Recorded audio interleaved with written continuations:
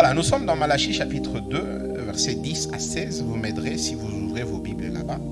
Et nous allons commencer. Mais alors, avant de commencer cela, avant de commencer Malachie 13, je vais lire un passage dans le Nouveau Testament qui, moi, après avoir étudié ce passage, je crois que il y a, en fait, la grande leçon, je la résumerai par ces quelques mots que je vais lire. Actes chapitre 4.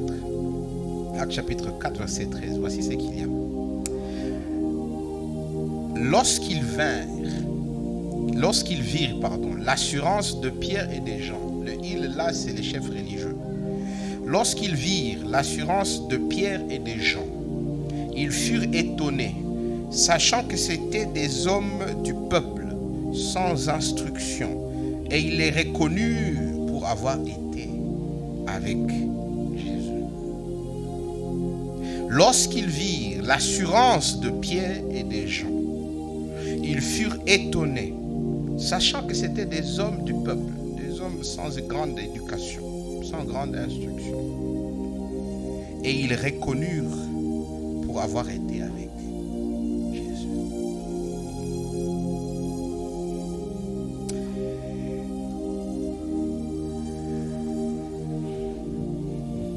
Est-ce que dans votre lieu de travail, les gens qui vous connaissent bien, les gens avec qui vous travaillez, peuvent aussi arriver à la même conclusion à laquelle les chefs religieux et les pharisiens sont arrivés par rapport à Pierre et Jean? Ils ont dit, on sait que ces gens n'ont pas étudié, mais on reconnaît une marque spéciale chez eux à cause de leur assurance. C'est que ces gens ont été avec Jésus. Ces gens ont marché avec Jésus. Ces gens connaissent Jésus. Est-ce que par votre façon de vivre, par votre façon de faire, par votre façon d'interagir avec les gens autour de vous, quelqu'un peut vous reconnaître comme étant un disciple de Jésus, comme étant un chrétien ou une chrétienne, comme étant quelqu'un qui connaît Christ sérieusement et qui prend les paroles de Christ au sérieux, comme une femme, un homme de Dieu. Dans Psaume chapitre 15. Psaume chapitre 15, David pose cette même question. Une question qui tourmente la tête des uns et des autres. Il commence et il dit: Ô Éternel, qui séjournera dans ta tente? Qui demeurera sur ta montagne? En fait, c'est la même question. Qui est celui qui marche avec Dieu? Qui est celui qui connaît Dieu?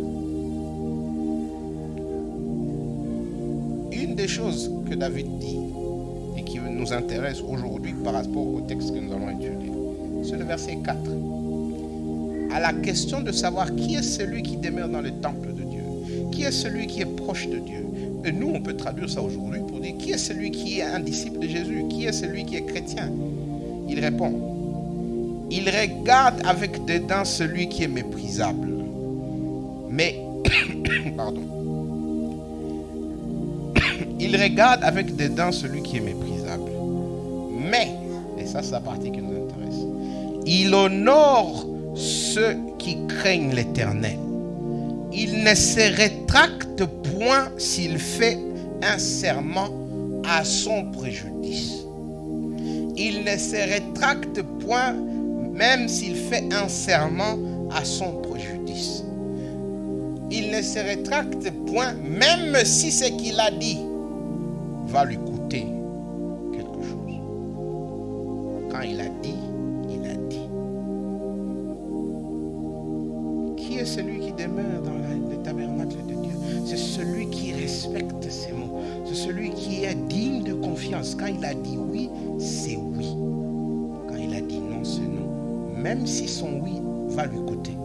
Même si son non va lui coûter.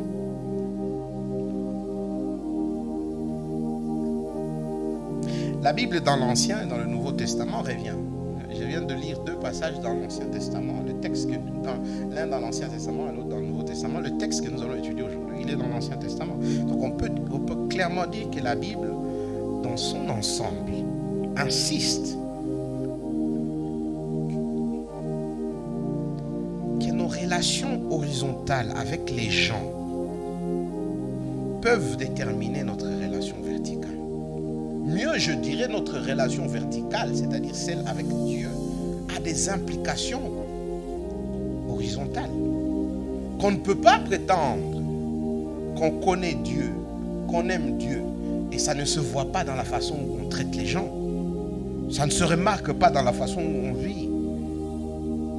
Quand on a une bonne relation verticale, quand on connaît Dieu, quand on connaît Christ, ça se voit d'une manière horizontale. C'est pourquoi pour les disciples on dit, ceux-là, ils ont marché avec Christ. Mais quand on a une relation cassée, verticale, ça se verra aussi dans nos relations horizontales.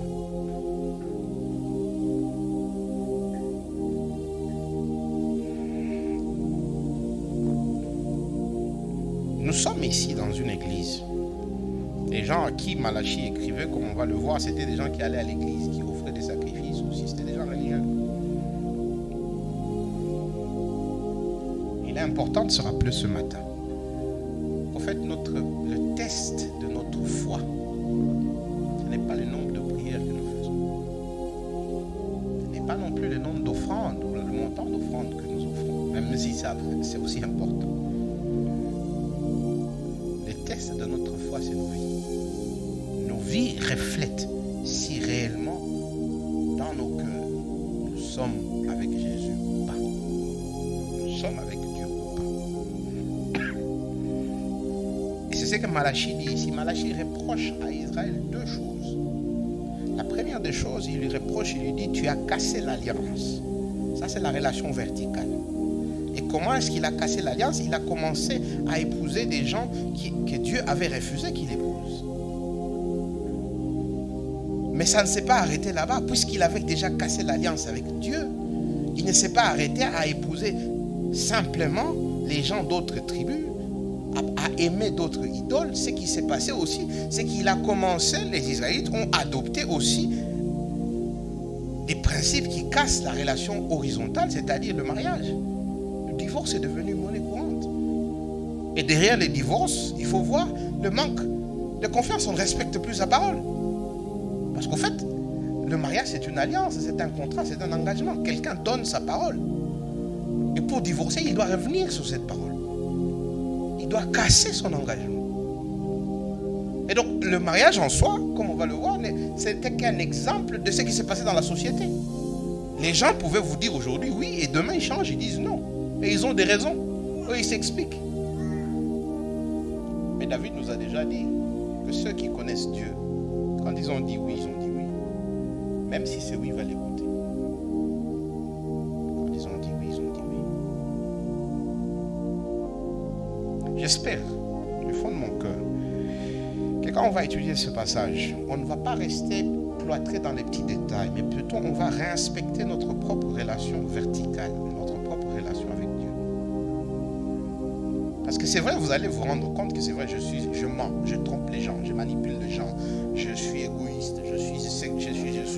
Tu vas voir toutes les cassures à l'horizontale.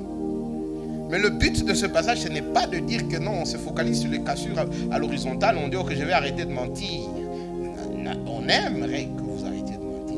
Mais la raison pour laquelle vous continuez à mentir, c'est parce que quelque chose ne va pas dans votre relation verticale. La raison pour laquelle vous prenez les choses qui ne vous appartiennent pas, entre guillemets, vous volez, quelle que soit la forme que vous pouvez appeler ce vol, légal ou illégal, c'est principalement parce que votre relation avec Dieu est cassée. N'est pas authentique, n'est pas véridique. J'espère donc que c'est là où on va se focaliser. Et en se tournant vers Dieu, on va lui dire, Seigneur, regarde A, B, C, D, E, F. Moi, je ne suis pas dans votre vie, je ne connais pas, je connais la mienne. Et je serai capable de dire, voilà A, B, C, D, E, F. Si toi, tu ne m'aides pas, je ne saurais pas le faire. J'espère que c'est là où on va aboutir. Et Dieu le fera à cause de Christ. À cause de Christ. Une des choses que j'aimerais dire avant qu'on entre dans l'analyse du texte, c'est que il faut comprendre que dans la vie chrétienne, on aura vécu plus longtemps comme de païens que comme des chrétiens. Si on est honnête, nous avons vécu plus longtemps dans le péché que nous n'allons vivre, humainement parlant, dans la vie chrétienne. Et donc il y a des habitudes de mode par défaut que nous avons. Si quelqu'un vous met dans un coin et il vous dit quelque chose et vous êtes coincé, la réaction première, ce n'est pas de dire la vérité. La réaction première, c'est de mentir. Parce que vous voulez vous sortir de ce coin. C'est ça la réaction d'un humain. Pourquoi? Parce que nous avons vécu longtemps comme des pécheurs qui sont en train d'apprendre à vivre comme des enfants de Dieu. Romains 1 dit que nous ne vivons pas seulement dans un monde qui a rejeté Dieu, mais nous vivons dans un monde qui crée des cultures qui rejettent Dieu. C'est-à-dire que quand vous allez sortir d'ici, et c'est pourquoi nous encourageons les gens à lire leur Bible chaque jour, à prier chaque jour. Parce que la vérité, c'est quoi? Quand vous allez sortir d'ici, vous allez revenir dans une culture qui rejette Dieu. Dans une culture qui, si je dois prendre l'exemple du mensonge, je dis qu'écoutez, mentir, c'est pas vraiment un problème. C'est pas bon, mais il y a des fois où il faut mentir. Dans une culture que, comme on va le voir, était devenue une norme chez les Juifs. Il dit, écoutez, si tu n'aimes plus ta femme, tu la renvoies, après tu lui donnes une lettre, elle part, tu prends une autre. Pourtant, ce n'était pas ça, ce que Dieu avait dit. Donc si nous sommes honnêtes, quand nous sortons d'ici, nous entrons dans une culture qui ne promet pas les valeurs de Dieu. Nous rentrons dans des familles qui n'encouragent pas les valeurs de Dieu, qui ne nous encouragent pas à ressembler à Christ. Nous entrons dans un monde qui est hostile à Christ et qui va chercher chaque jour à nous faire ressembler à lui et non pas à Christ. Nous passons plus de notre temps dans un monde qui est hostile à Dieu que dans un monde qui nous encourage à marcher avec Christ. Ce qui veut dire que par défaut, nos tendances ne sont pas des tendances à aimer Dieu. Nos tendances, ce sont des tendances alors que la Bible, elle est très claire. Premier point, Malachie dit à Israël, tu as régné l'alliance. Tu as régné ton engagement envers Dieu. Et comment est-ce que tu l'as régné? C'est parce que tu t'es uni avec une fille d'un Dieu étranger. Tu as épousé une fille qui, elle, son cœur, aime un autre Dieu. En fait, tu as aimé un autre Dieu. Verset 10. N'avons-nous pas tous un seul Père? N'est-ce pas un seul Dieu qui nous a créés? Pourquoi donc sommes-nous infidèles l'un envers l'autre en profanant l'alliance de nos pères? Judas s'est montré infidèle et une abomination a été commise en Israël et à Jérusalem. Car Judas a profané ce qui est consacré à l'Éternel. Ce qu'aime l'Éternel. Il s'est uni à la fille d'un Dieu étranger. L'Éternel retranchera l'homme qui fait cela, celui qui veille et qui répond. Il le retranchera des tentes de Jacob. Il retranchera celui qui présente une offrande à l'Éternel des armées. Notez, le verset 10 nous donne des implications. On va y revenir parce que c'est un peu plus clair à partir du verset 13. Mais le verset 10 dit, à la fin, il dit, pourquoi sommes-nous infidèles l'un envers l'autre? En fait, le prophète constate que dans la société, les gens ne sont plus dignes de confiance. Ils sont infidèles. Ils ne respectent plus leurs paroles. Et la question, c'est pourquoi? Et la réponse à laquelle il arrive, c'est le verset 11. En fait, la vérité, c'est qu'Israël a cassé son alliance avec Dieu. Quelle était cette alliance? Dans Deutéronome chapitre 7, si vous pouvez aller avec moi dans Deutéronome chapitre 7. Deutéronome est pratiquement, comme on appelle, un livre de loi. C'est-à-dire Dieu a sauvé Israël. Dieu a enlevé Israël de l'Égypte. Dieu l'a délivré du joug du Pharaon. Dieu l'a déjà sauvé. et il lui dit, tu es devenu mon peuple. Toi, tu es mon peuple. Toi, Israël, tu es mon peuple. Et puisque tu es mon peuple, je t'ai racheté. Je me suis battu contre Pharaon. J'ai écrasé tes ennemis. Je t'ai racheté. Voici comment je veux que tu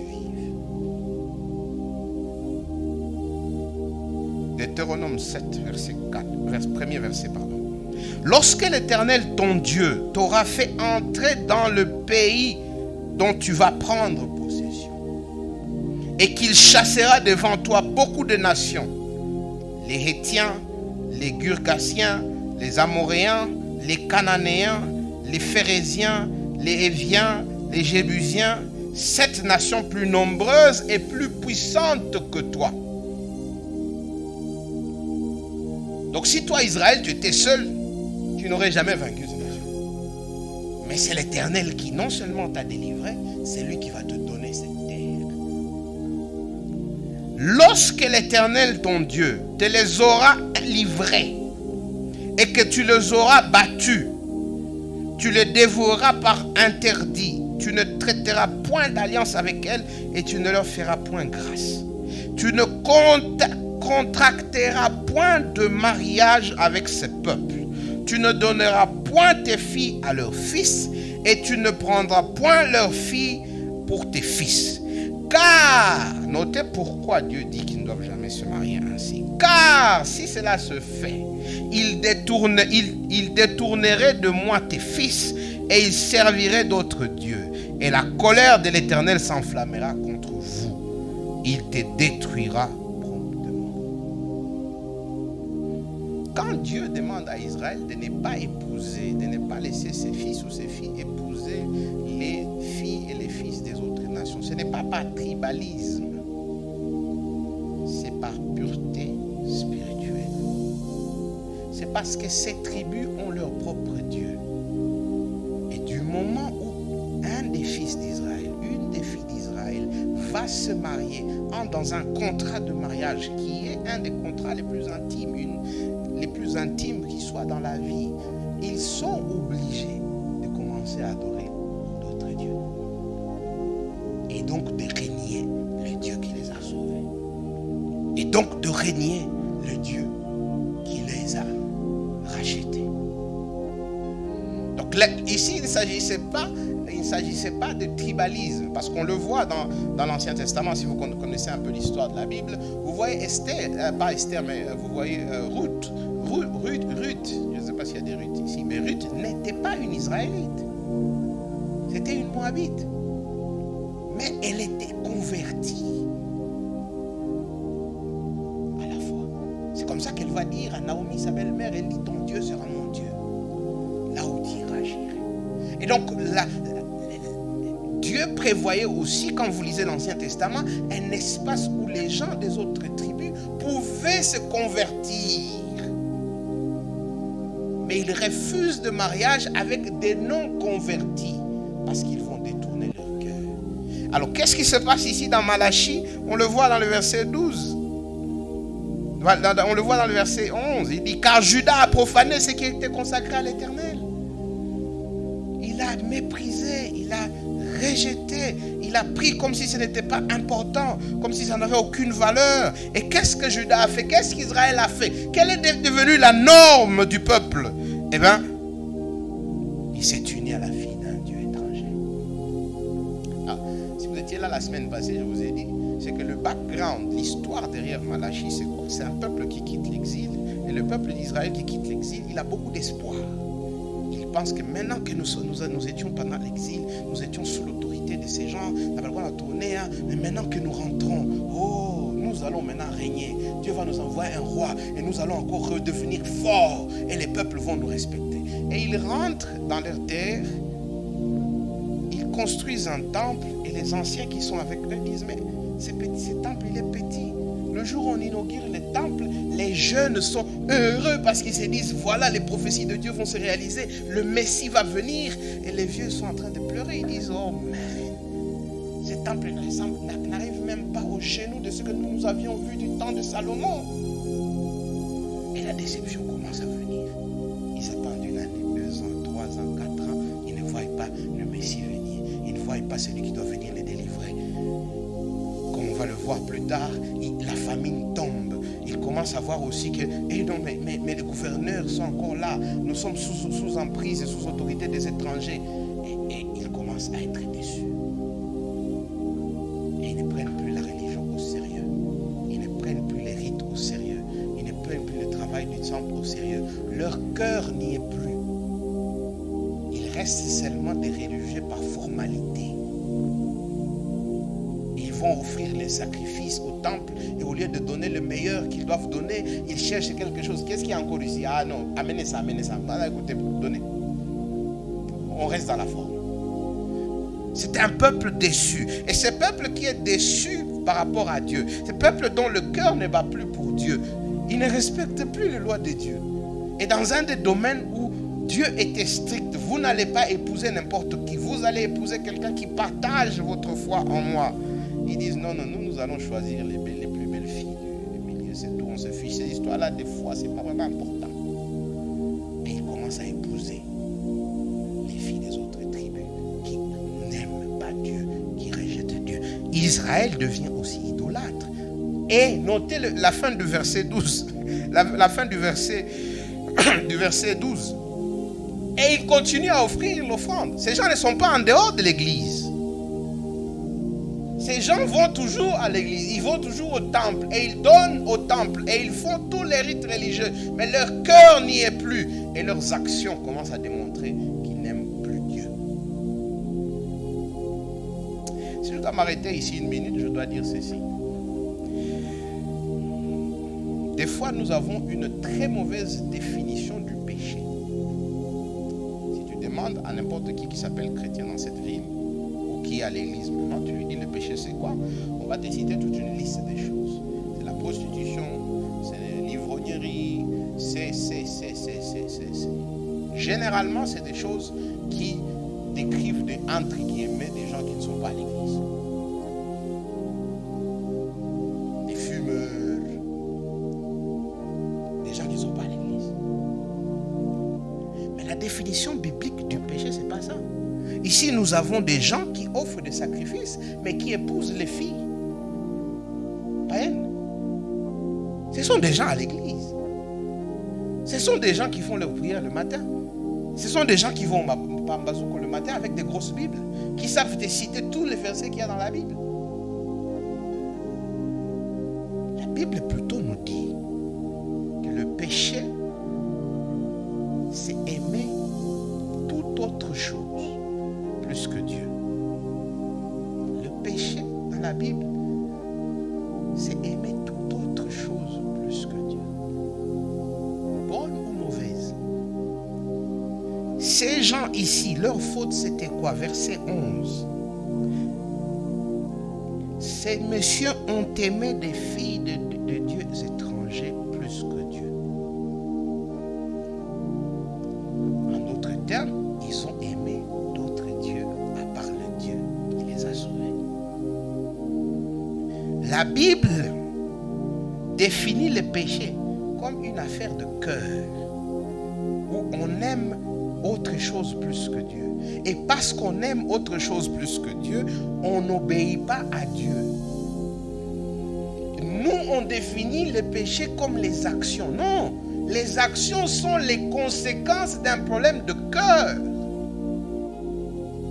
d'un problème de rébellion de cœur, d'un problème de cœur qui n'aime pas Dieu plus que tout, d'un problème de cœur qui ne veut pas obéir, qui ne veut pas mettre Dieu au centre. Et quand Dieu n'est pas au centre, quand Dieu n'est pas l'objet suprême de ton amour, c'est normal que tes actions le reflètent. J'ai un ami qui aimait le dire et je vais le dire aujourd'hui. Il disait, tu vois, quand tu vas dans un champ, je ne sais pas s'il y a des gens qui sont des fermiers ici, mais il dit, quand on plante les patates, les pommes de terre, moi j'ai jamais planté les pommes de terre, donc si c'est faux, c'est que mon ami a dit, c'est pas ma faute, c'est mon ami. Hein. Moi je sais pas. Il dit, comment est-ce qu'on sait que les pommes de terre sont prêtes à récolter? Les agronomes qui sont ici. Il n'y a pas déjà été agronome ici? J'en vois qui sourient parce qu'ils n'ont jamais vu que les pommes de terre sont prêtes. Il en va de même.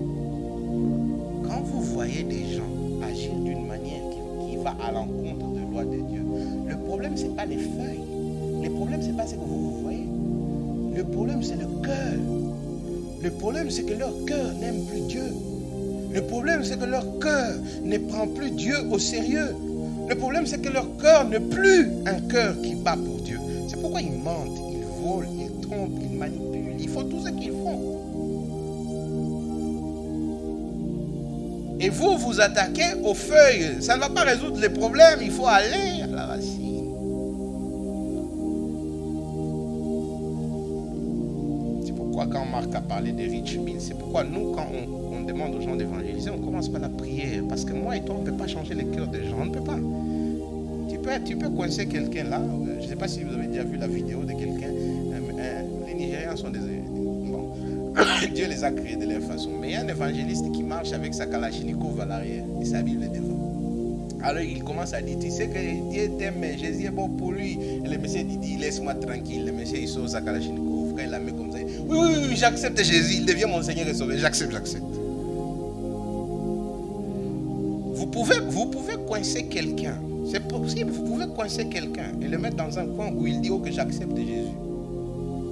Les circonstances de la vie peuvent vous coincer. Ou vous commencez à être irrégulier à l'église. D'ailleurs, les statistiques, on a fait beaucoup d'études un peu sur les églises, et les statistiques prouvent que les gens qui ont 45 ans et entre 45 ans et 55 ans, ils commencent à avoir le diabète, les tensions, tu les vois à l'église, plus que les jeunes. Parce qu'ils commencent à se rendre compte que demain je vais partir. Les autres qui fréquentent l'église souvent, ce sont les gens qui ont des problèmes. Ils n'ont pas de travail. Les mariages commencent à sombrer. Et donc l'église, vraiment, on est toujours là parce que les choses ne marchent pas bien. La vie peut vous coincer. Et vous pensez que, parce que maintenant il faut que j'accepte Jésus, comme ça il va m'arranger toutes ces histoires. Mes chers amis, ça c'est pas la conversion biblique. Parce que le problème, c'est un problème de cœur. Nous sommes par nature des rebelles. Nos cœurs ne veulent pas l'autorité de Dieu. Nos cœurs ne veulent pas aimer Dieu plus que tout. Et les résultats, c'est les actions que nous faisons. En termes d'Israël ici, les résultats, c'est qu'ils sont à l'église, mais ils sont aussi en train d'épouser des filles païennes. Et ils justifient ça. Ils vont au temple, mais quand ils rentrent, leur femme leur dit, écoutez, toi tu as fini ton culte là-bas. Faisons maintenant notre culte que moi aussi j'ai fait avec mes parents. Et ils se